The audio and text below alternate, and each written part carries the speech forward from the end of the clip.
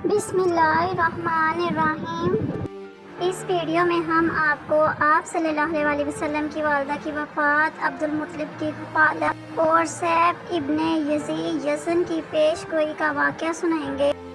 حضرت آمنہ حضور انور صلی اللہ علیہ وسلم کو لے کر رشتہ داروں سے ملنے اور اپنے شوہر کی قبر پر حاضر ہونے کے لیے مدینہ منورہ گئی۔ جب وہ آپ صلی اللہ علیہ وسلم کو لے کر واپس آ رہی تھی تو راستے میں ابوا کے مقام پر آپ بیمار ہو گئیں اور وہیں انتقال فرمایا اور وہیں آپ کی تدفین ہوئی۔ یہ مقام مکہ اور مدینہ کے درمیان واقع ہے۔ اس وقت حضور انور صلی اللہ علیہ وسلم کی عمر تقریباً 6 سال تھی اور حضرت آمنہ کی عمر 30 سال تھی۔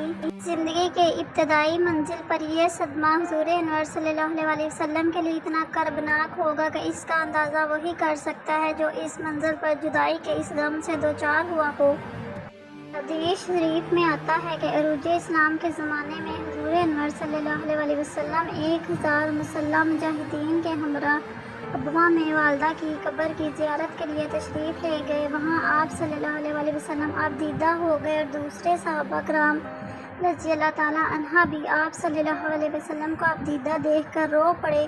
کفالت عبد المطلب کے اس سفر میں ایمن جو آپ صلی اللہ علیہ وسلم کی والدہ کی کنیز تھی، آپ صلی اللہ علیہ وسلم کے ساتھ تھی۔ آپ صلی اللہ علیہ وسلم کی والدہ کے انتقال کے بعد وہ آپ صلی اللہ علیہ وسلم کو عبد المطلب کی خدمت میں لے گئیں۔ وہ آپ صلی اللہ علیہ وسلم سے بڑی محبت کرتے تھے۔ خانہ کعبہ کے سائے میں عبد المطلب کے لیے جب فرش بچھایا جاتا تو کسی کی مجال نہ تھی کہ عبد المطلب سے پہلے فرش پر بیٹھ سکے۔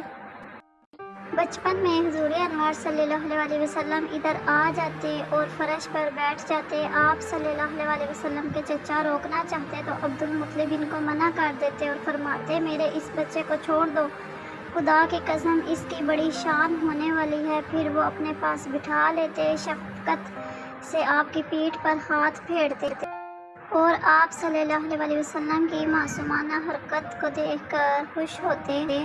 ابن یزن کی پیشن گوئی عبد المطلب کو مختلف ذرائع سے حضور انور صلی اللہ علیہ وسلم کی تابناک مستقبل کا اندازہ ہو گیا تھا، اس لیے وہ آپ صلی اللہ علیہ وسلم کو بہت چاہتے اور آپ صلی اللہ علیہ وسلم کی عزت کرتے۔ چنانچہ سیف ابن یزن نے جب حبشہ فتح کیا تو آپ صلی اللہ علیہ وسلم کی ولادت بسعادت ہو چکی تھی اور وہ وفود اور معززین کو مبارکباد دینے کے لیے اس کے دربار میں گئے۔ انہی میں ایک وفد قریش کا بھی تھا جس کے سردار عبد المطلب تھے۔ عبد المطلب صاحب سے ملے اور ان کو مبارکباد دی۔ کئی روز اس کے ہاں قیام رہا۔ ایک روز اس نے حضرت عبد المطلب کو بلا کر رازدارانہ انداز میں کہا، میں اس مخفی علم اور پوشیدہ کتاب میں جسے ہم نے اپنے لیے مخصوص کر رکھا ہے، اپنے سوا دوسروں سے پوشیدہ رکھا ہوا ہے، اس عظیم الشان خبر اور بہت بڑی بلندی اور مرتبہ کا ظہور پاتا ہوں۔ پھر اس نے حضور اکرم صلی اللہ علیہ وسلم کے ظہور کی ایک ایک کر کے ساری علامتیں اور نشانیاں بیان کی۔ اس نے کہا، ہم میں ایک بچہ پیدا ہوگا، اس کی شانوں کے درمیان ابھرے ہوئے گوشت کی مہر ہوگی، اسے قیامت تک سارے عالم کی سرداری حاصل ہوگی۔ اس بچے کی ولادت ہے اور ممکن ہے وہ بچہ پیدا ہو چکا ہو۔